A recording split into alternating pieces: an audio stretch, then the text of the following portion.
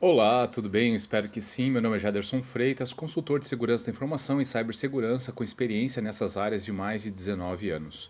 E hoje, no Notícias do Mundo de Segurança da Informação, eu trouxe os seguintes destaques.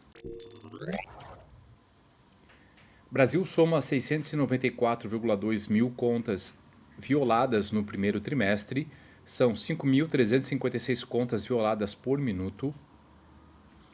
FBI contabiliza 16 bilhões de dólares em cybercrimes em 2024. E projeto que impõe mais medidas contra vazamento de dados no serviço público avança na Câmara. E eu começo com essa notícia que fala: Brasil soma 694,2 mil contas violadas no primeiro trimestre. São 5.356 contas violadas por minuto. O Brasil contabilizou 694,2 mil contas violadas no primeiro trimestre de 2025 e, com isso, o país figura como o 11º país mais afetado no mundo, revela o estudo sobre vazamento de dados da Surfshark. Globalmente, os dados mais recentes mostram uma queda de 93%, de 973,7 milhões para 68,3 milhões de contas vazadas. Estados Unidos, Rússia, Índia, Alemanha e Espanha foram os países mais afetados por vazamentos no primeiro trimestre de 2025. No primeiro trimestre de 2025, os números de contas vazadas caíram drasticamente, após o aumento alarmante de vazamentos observados em 2024, principalmente no terceiro e quarto trimestres. Ao contrário do ano anterior, em que os dados comprometidos atingiram níveis recordes, o primeiro trimestre de 2025 registrou uma queda acentuada no número de contas expostas, afirma Luiz Costa, líder de pesquisa da Surfshark.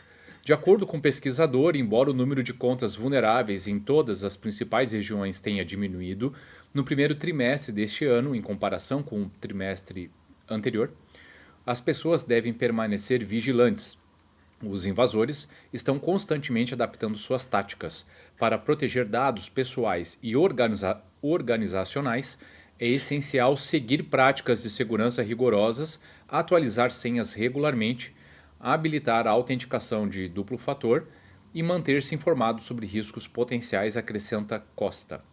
A análise da Surfshark sobre violações de dados desde 2024 mostra: o Brasil é o primeiro na América do Sul, com 416,2 milhões de contas de usuários comprometidas.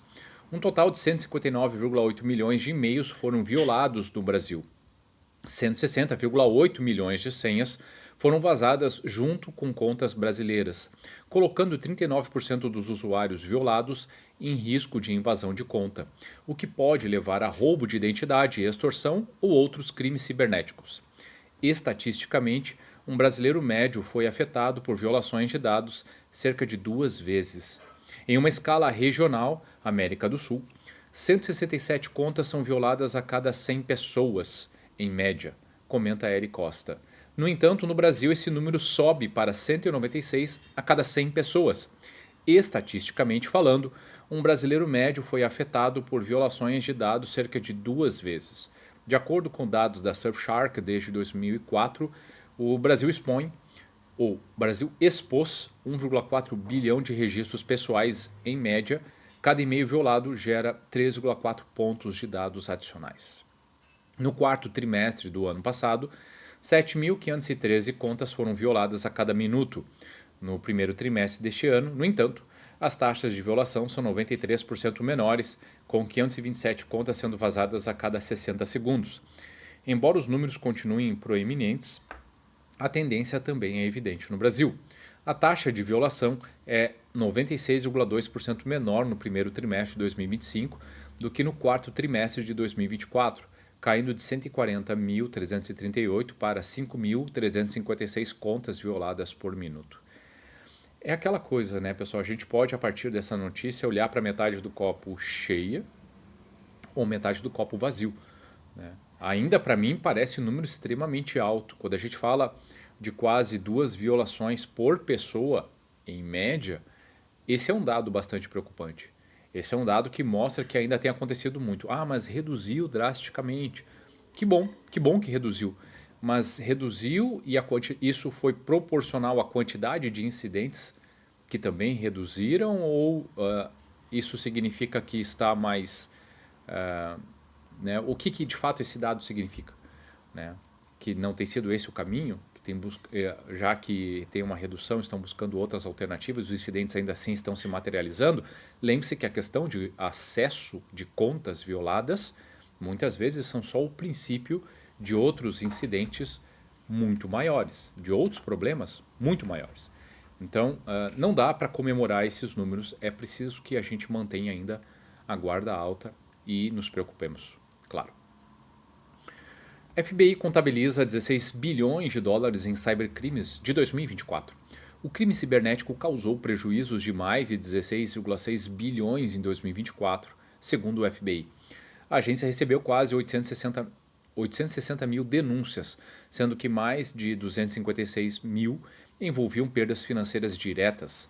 As maiores perdas ocorreram por fraudes de investimento, 6,5 bilhões, comprometimento de e-mail comercial, BEC, com 2,7 bilhões de dólares e golpes de helpdesk. O ransomware, apesar de sua notoriedade, representou um impacto direto de 12,4 milhões de dólares, com mais de 3.100 ocorrências registradas.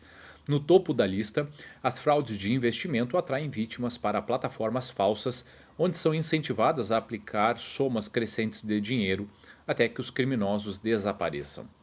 Aproximadamente 48 mil vítimas relataram esse tipo de golpe. O comprometimento de e-mail comercial aparece em seguida com 21 mil ocorrências.